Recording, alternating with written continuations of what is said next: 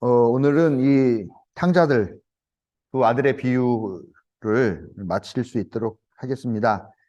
지금까지 저희가 지난주에 작은 아들이 어떤 생활을 했느냐, 작은 아들이 아버지한테 유산을 달라고 하는 게 얼마나 발칙한 의미냐, 뭐 이런 거에 대해서 설명을 했죠.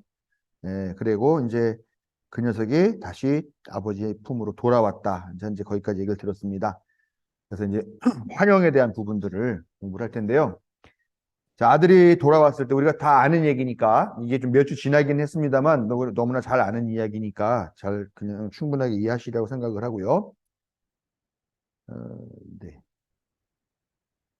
그 아들이 돌아와가지고 그 아버지가 옷 중에 제일 좋은 옷을 입혀라 라고 얘기를 하죠. 근데 그 옷은 누구의 옷이냐? 아버지의 옷 중에 제일 좋은 옷을 입히라는 의미예요. 그 다음에 손가락에 가락지를 끼워줬다라는 얘기가 나와요. 근데 그 손가락에 반지는 뭐냐면 그게 우리들 이렇게 보통 왕 보면 왕인으로 반지 끼는 거 있잖아요. 그런 그 주인, 권력의 상을 상징하는 아버지의 상속자의 반지인 거죠. 그 반지를 갖고 와서 끼우라라고 하는 의미고요. 신발을 신긴다라고 하는 의미는 그 아들이 와서 아버지 내가 당신의 종이 되겠습니다라고 했는데 넌 종이 아니다.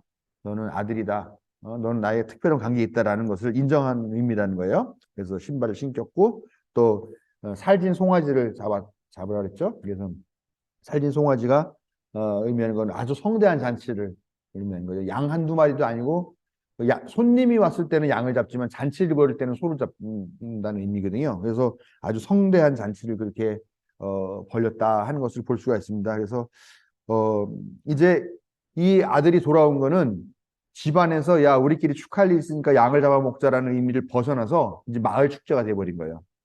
그러니까 이게 이제 가족의 문제가 아니라 어떤 그 전체 공개적인 마을 축제가 됐고 전체가 함께 즐거워하는 그런.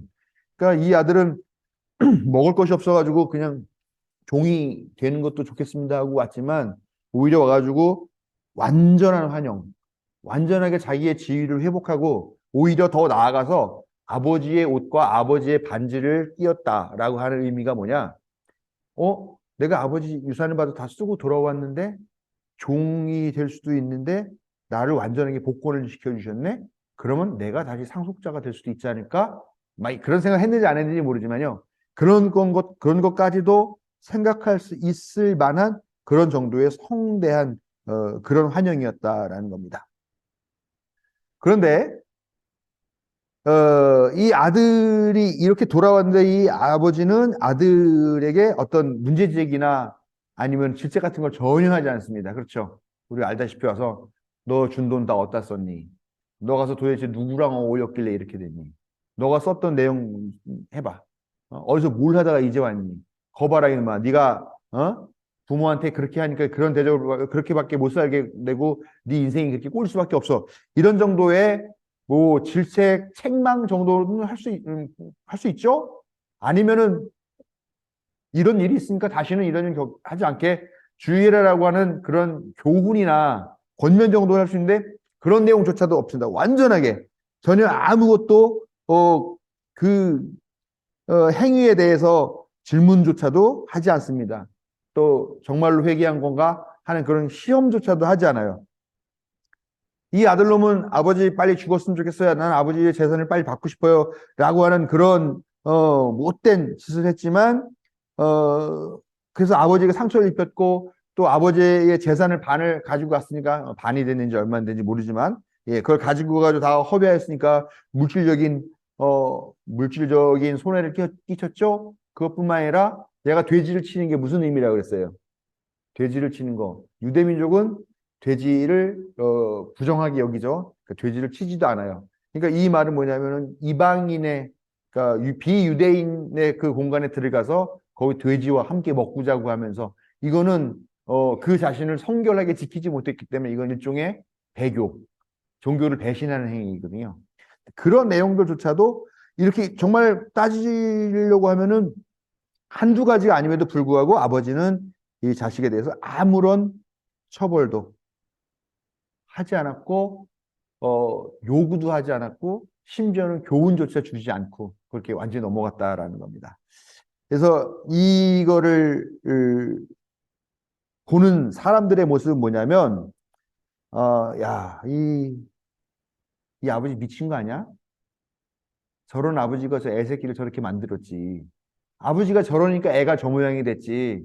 라고 사람들은 공감하지 못했다라는 겁니다. 못했을 거라는 겁니다. 당연히.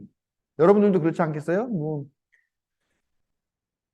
만약 우리 아들놈이 그러고 들어왔다 그러면은 저는 심하게 꾸짖을 것 같고, 그러고 나서 너가 반성을 한다면 내가 받아들여주면 아마 이럴 것 같긴 한데, 뭐 다 비슷한 심정일 것 같아요. 근데 그게 내 이야기 아니라 남의 이야기를 그렇게 듣는 거라고 한다면 조금 더 또 좀 엄해질 수가 있잖아요. 그렇죠? 사람들은 이런 이야기에 완전히 공감하지 못했고, 얘가 환영을 받고, 뭐 심지어는 뭐 또다시 아버지의 상속권자가 될 수 있을 만한 그런 지위까지 요구할 만큼의 이렇게 되는 거에 대해서 대부분 다 부정할 거라는 거죠. 그러나 아버지는 이 아들을 용납하는 거죠. 아버지는. 왜냐? 아버지니까. 근데 사실 이 얘기를 들어보면 당시의 일반적인 아버지의 모습과는 너무 많이 달라요. 그래서 그 많은 사람들이 듣고 있는 사람들도 다 아버지는 아버지였지만 이 아버지에 대해서는 공감을 못하는 분위기였다는 거죠. 청중들은. 아무튼 그렇습니다. 그래서 여기 다그 함마슐드 라는 사람, 제2대 유엔 사무총장을 지낸 사람이 이런 얘기를 했습니다. 용서는 깨어진 것이 다시 온전해지고 더럽혀진 것이 다시 깨끗해지는 그런 기적을 바라는 아이의 꿈에 대한 응답, 그것이 용서다라고 얘기합니다. 그래서 하나님의 현존 안에서 우리는 이미 용서받았다. 이런 것들을 떠올리게 하는, 그러니까 뭐 회개하고 반성한다면 받는 용서가 아니라, 또 네가 이렇게 했지만 했기에 이렇게 해서 하는 용서도 아니고, 말 그대로 완전히 값없이 받는 그런 환영, 그다음 용서가 이 집에서 일어나는 사건이었다라는 것을 이 비유가 잘 보여주고 있다는 겁니다.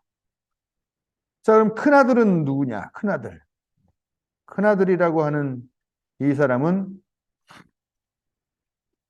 지난번에 제가 한 거 중에 기억나세요? 장자는 유산을 얼마를 받는다 그랬어요? 그렇죠. 3분의 2. 장자는 3분의 1을 받아요. 재산 중에, 아버지 유산 중에. 그렇게 막강한 권력, 즉 재산을 3분의 2를 주는 이유가 그 재산이 계속 유지될 수 있게 하기 위해서 몰아주는 거라고 말씀드렸잖아요. 그러니까 어떤 가문에 있어서 가장 중요한 존재인 그런 사람인 거죠. 그런데 보면 이 큰아들이라고 하는 사람은 어떤 사람일까? 우리는 이 이야기를 알고 있어서 아버지가 이렇게 하는 거에 대해서 막 동생을 시기하고 그러니까 되게 나쁜 사람 같이 보이는데요. 그 이야기를 한번 잘 살펴보면요. 이 아들은 되게 성숙한 중년 사내의 모습을 갖고 있는 사람이에요, 사실은요. 왜냐하면 아버지가 시키는 일을 다 했어요. 그것도 꽤 잘 해나간 것 같아요. 그래서 아버지와 돈독한 관계를 갖고 있는 그런 사람이었던 거고요. 또 마을에서도 존경받는 그런 사람이었던 것 같아요.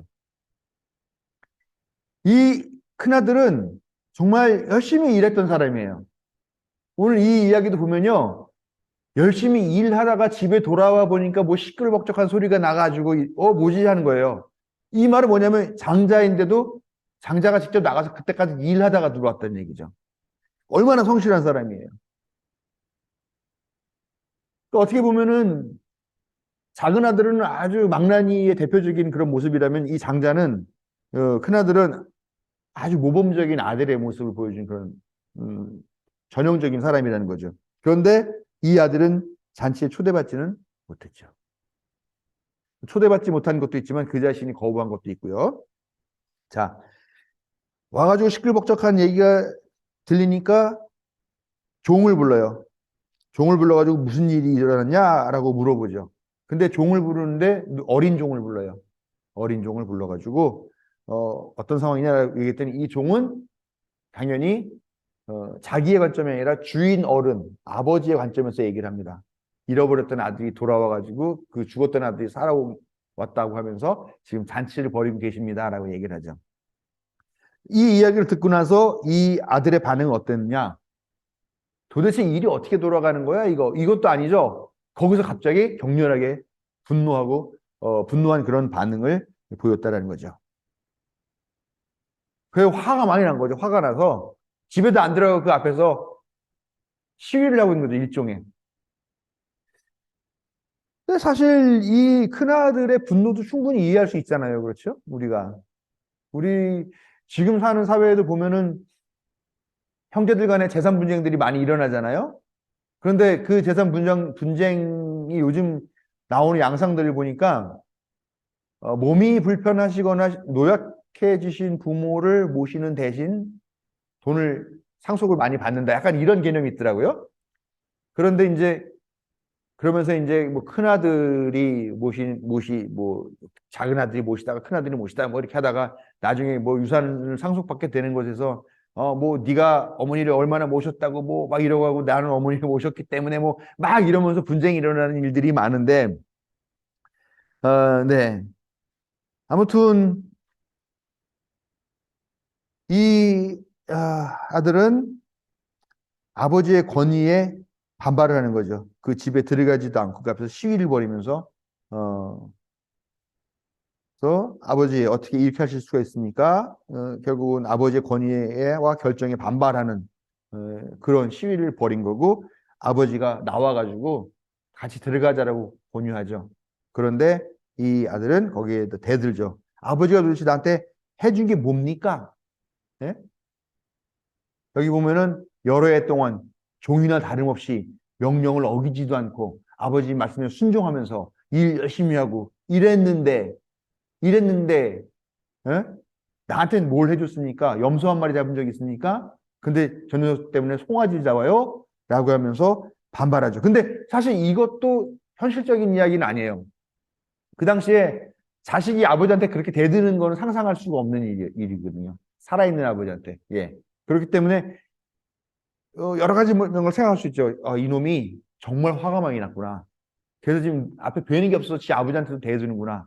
아니면 정말 억울하겠구나. 그렇게 오랫동안 정말 종들과 마찬가지로 열심히 일하고 아버지 섬기고 했는데 이런 대접을 받는다? 사실 이 사람은 사실 자기가 어떤 대접을 받은 건 없어요. 그렇죠. 동생에게 해주는 게 못마땅한 거죠. 그런 것들, 동생과 대조를 하면서 내가 너무 안타깝고 아쉽고 난 서운하다라고 하는 그런 입장들을 얘기하는 거죠. 즉, 이렇게 충실하고 성실했던 아들이었지만 아버지에게 대들면서 아버지에게 상처를 입히고 아버지의 권위에 도전한다라는 거죠. 그런데 어땠느냐라는 거죠. 아버지가 그 반응이 이 녀석 봐라. 아버지한테 대들어. 나 아직 살아있고 우리 집안의 가장이야. 라고 하면서 이 큰아들이 자기에게 주는 그 모욕을 응징하거나 처벌하지도 않더라는 겁니다. 그러면서 야 잔치에 들어가서 잔치에 동참하자. 아빠의 말을 들어라. 아버지 얘기를 들어라. 라고 하면서 요청하고 심지어는 달래면서 요청 정도 아니라 간청. 얘야 제발 좀 들어가자. 라고 하는 그런 모습까지 보이더라는 겁니다. 이 이야기가 좀 이거를 공부하면 공부할수록 되게 복잡한 게요. 이게 동화도 아니고 우화도 아니고 되게 철학적인 이야기 같다라는 생각이 많이 들어요. 되게 복합적이고 여러 가지의 어떤 도덕성이라든가 종교성이라든가 이런 것들이 막 다 뒤에 엉켜 있어요. 아버지는 자기의 명예를 지키는 것이 중요하냐? 아니면 자식을 사랑하는 게 중요하냐라는 문제부터 시작하고요. 또 뭐, 성실하였던 아들이 어느 날 갑자기 불성실해지고 아버지에게 도전하는 뭐 그런 예도 나오는 거고.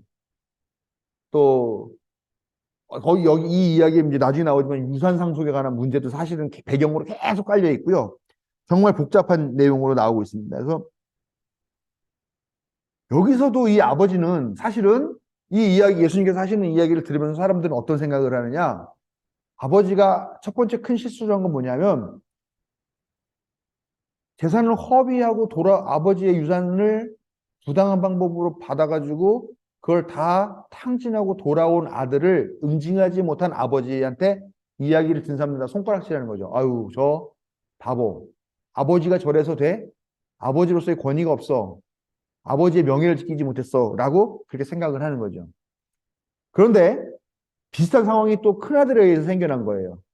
큰아들 역시도 큰아들은 성품이 이 작은 아들과는 완전히 다른 아주 성실하고 아버지의 오른팔 같이 그 종처럼 그렇게 열심히 일한 그런 아들이었는데 이 아들도 갑자기 이 상황에서 헷가닥 돌아버려가지고 아버지를 공격하고 아버지한테 반항을 한다라는 거죠.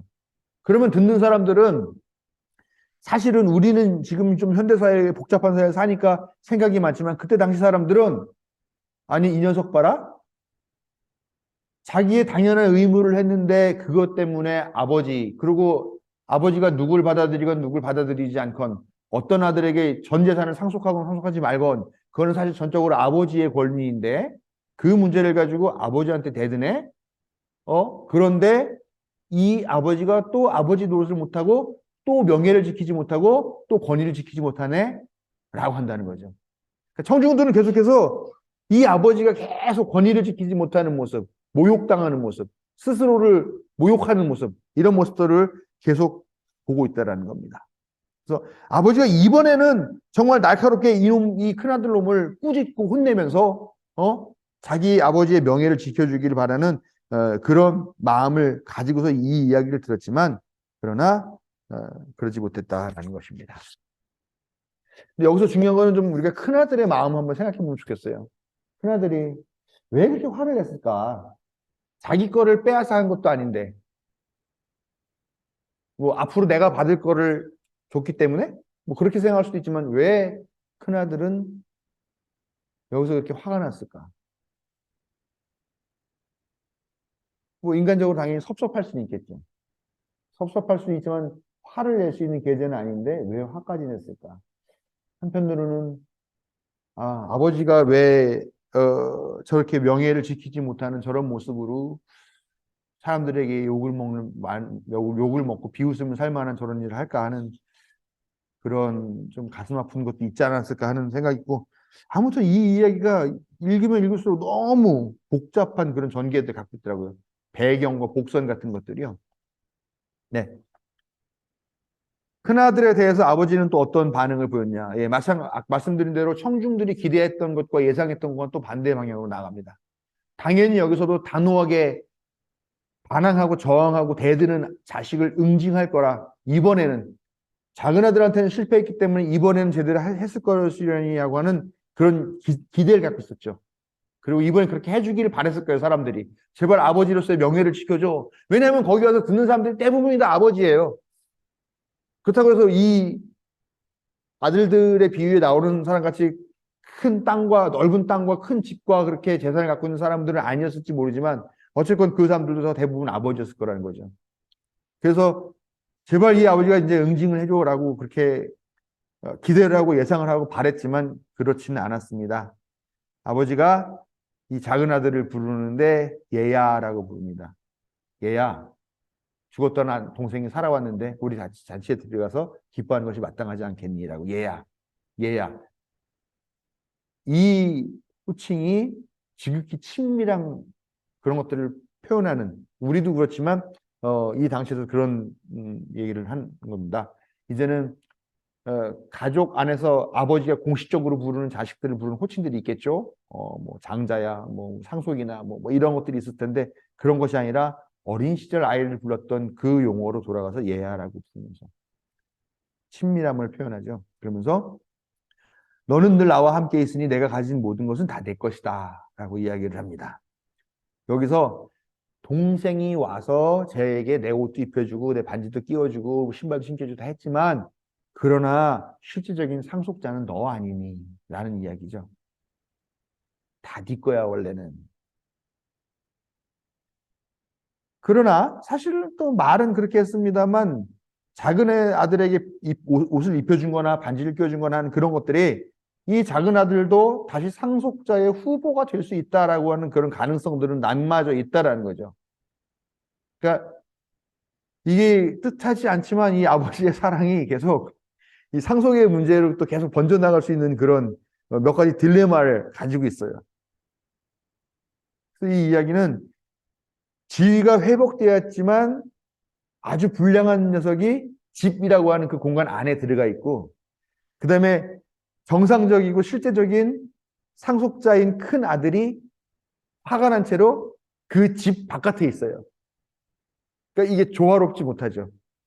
약간 상속자가 집 안에 있고 불량한 아들이 집 바깥에 있어야 되는데 그게 완전히 뒤집어진 그런 복잡한 구조로 이야기가 진행되고 있다라는 겁니다.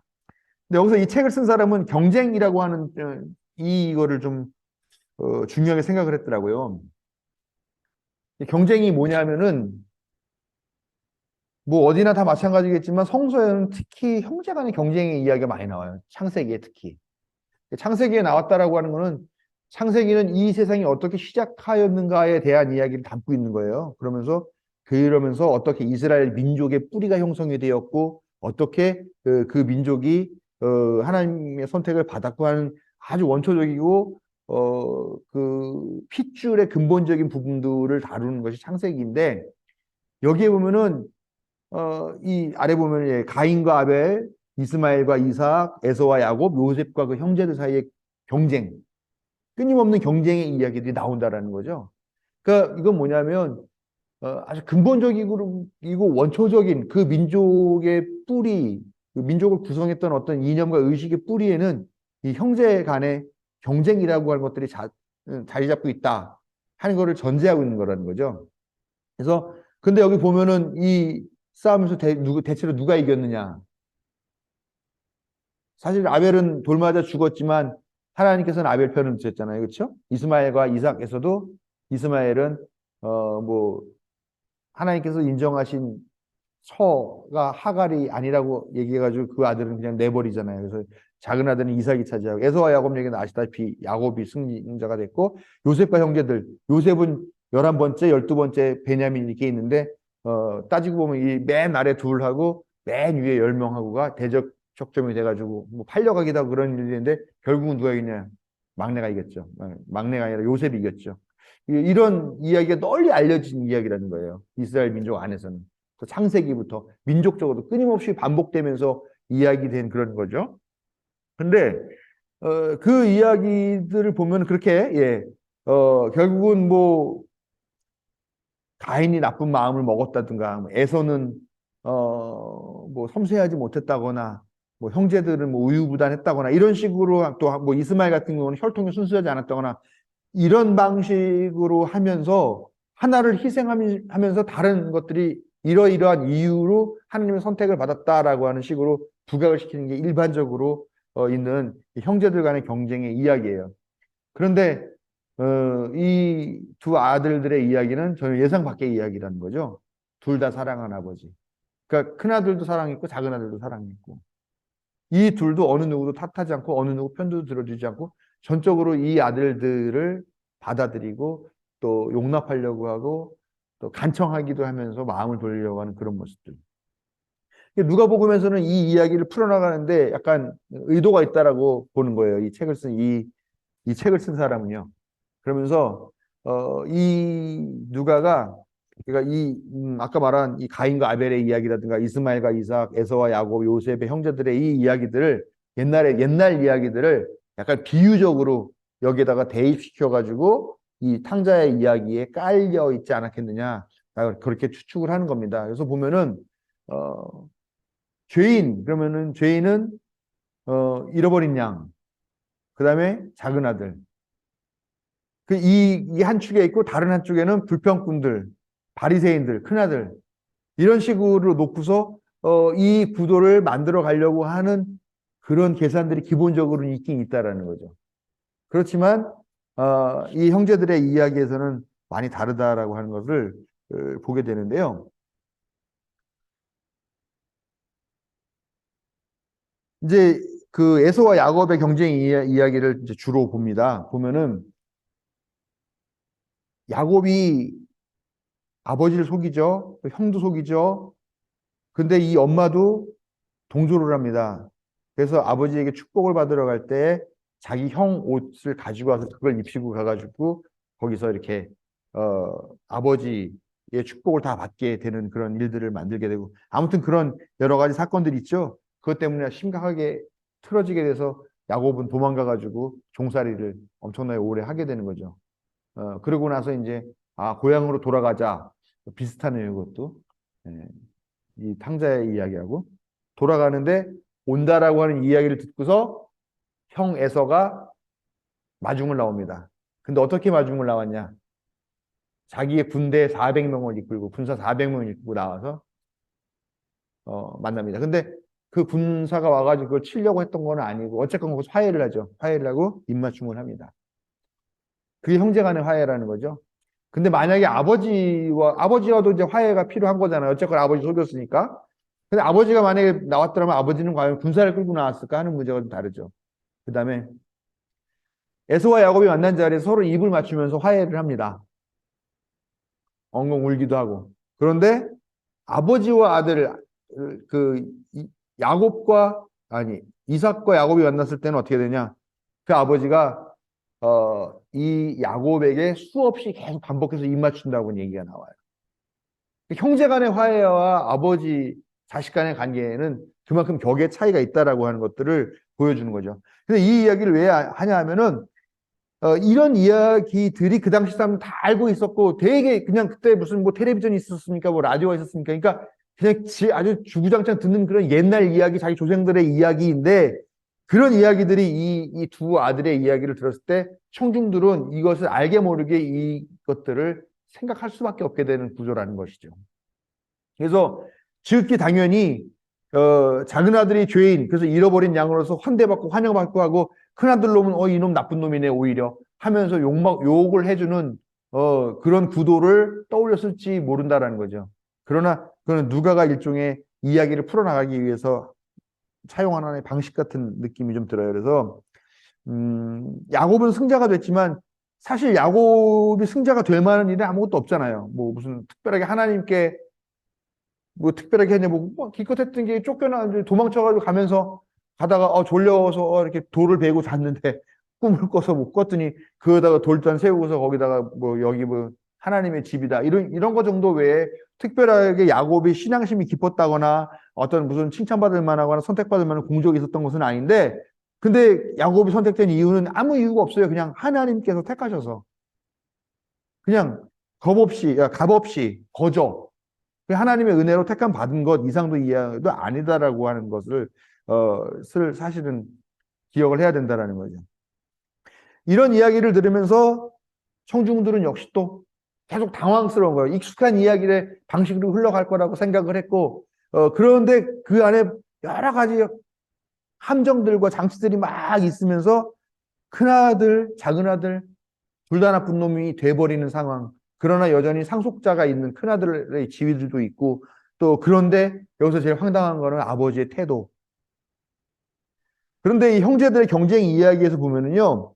아까도 말씀드렸다시피 대부분 작은 아들들이 승리를 합니다. 작은 아들이 승자가 돼요.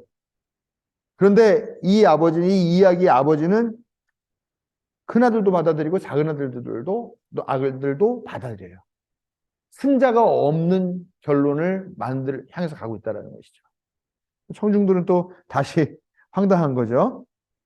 결국 이 이야기의 주인공은 누구냐? 아버지 자신이 되더라라는 겁니다. 이 아버지는 이런 식으로 또 다시 향해 가는 이야기가 사람들은 청중은 계속 이 아버지 바보, 이 아버지 멍청이, 권위도 없고 명예도 지키지 못하는 저런 남자답지도 못한 저런 남자라고 계속하지만 그 사람들이 아무리 모욕을 하고 아무리 상처를 준다 하더라도 이 아버지는 상처를 입지 않고 있어요. 지금 보면은요. 그 아들들조차도 심지어는 막 아버지 이럴 수 있습니까 하면서 그 아버지의 권위에 도전하지만 이 아버지는 전혀 상처를 안 받아요. 왜 안 받느냐? 자식들 문제이기 때문에요. 그래서 마치 내가 자식들을 위해서라고 그러면 기꺼이 명예 따위는 포기할 수 있어. 어? 내가 자식들을 사랑하는 이 마음 때문이라면 내가 우리 전통 안에서 바보 아버지라고 손가락질 당하고 비웃음 당해도 나는 기꺼이 견딜 수 있어라고 하는 그런 아버지의 모습으로 그려지고 있다는 것이죠. 그러니까 다시 한번 말씀드리지만 단순하게 큰 아들이 잘했냐, 작은 아들이 잘했냐, 돌아온 아들이냐, 아니면 남아 있었던 아들이냐. 이게 우리가 그러니까 생각했던 것보다 훨씬 더 심각하고 더 복잡한 그런 복선들과 배경들을 가지고 계속 끊임없이 우리한 이 이야기를 듣는 사람들한테 질문을 하는 그런 내용의 비유였다는 겁니다. 아직 다 끝나지는 않았는데 아무튼 언제라도 자식들을 위해서는 기꺼이 명예 포기할 수 있고 전통에 의해서 비웃음 상할 수 있다. 그것이 아버지의 마음. 이게 바로 예수님의 비유에 나타나는 아버지의 마음이다라는 겁니다. 그리고 이 아들들도 아버지를 향해서 작은 아들은 이미 아버지 가슴에 못을 박았고 큰 아들은 지금 아버지의 못을 받고 있지만 그러나 그럼에도 불구하고 이 아들들조차도 아버지의 이 사랑으로부터 외면되거나 거부되거나 벗어날 수 없다.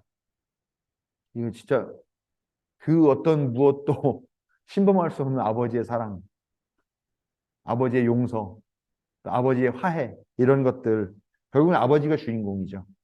그러니까 탕자의 아들, 탕자의 비유라는 말도 안 되고 나쁜 녀석들의 비유도 아니고 한없이 끝없이 사랑하는 아버지. 아마 이런 비유가 제일 적절한 제목이 아닐까라는 생각을 합니다. 오늘 요게 오늘 여기까지 끝낼 텐데요. 오늘 다 끝낼 수 있을 줄 알았는데 좀 못했네. 그러니까 끝이 오게 아니라 조금 더 남았어요. 그 약간 음, 좀 곁다리를 짚고 넘어갈 문제하고 그다음에 결론적인 부분하고 이렇게 요 부분은 다음 주에 이어서 하도록 하겠습니다.